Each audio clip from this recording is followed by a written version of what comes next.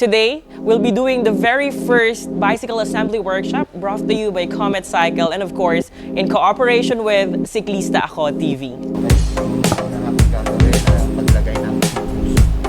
Napakaganda po at marami po ako natutunan at sa first time ko po, dahil gusto ko pong matuto ng paano po pag-assemble ng bike, paano pagtotono, ay napakaganda po. Sana po ay maulit-uli ito. Nagpapasalamat ako dun sa gantong workshop. Sulit yung pagpunta ko dahil mas nadagdagan yung kaalaman ko. Na-explore ko yung mga dapat na proseso o dapat na gawin bilang isang rider or mechanic or cyclist na dapat meron tayong alam na basic skills sa paggawa or pagkumpune o trouble sa bike natin.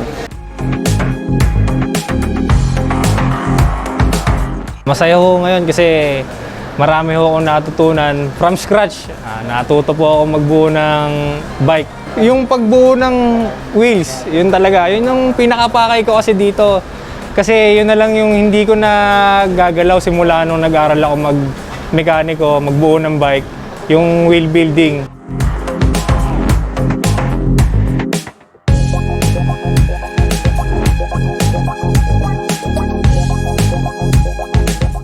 Challenges, yung pagbuo ng wheel set, pagsusot ng rayos, ng spoke sa rim, tsaka yung pag-align.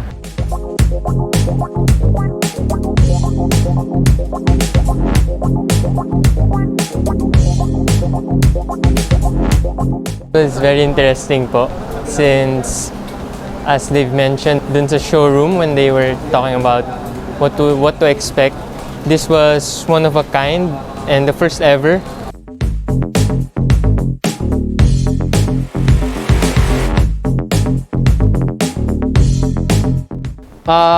Step by step, medyo nakakasunod kaming mga newbie. So maganda yung pagkakapaliwanag ng mga facilitators. Tapos ginaguide nila kami. So, ang dami kong natutunan. Masaya. Dami ring nakilala bagong kaibigan. We're inviting you for the next batch of our workshop. To find out more about our schedules, please like our Facebook page at Comet Cycle Center Inc.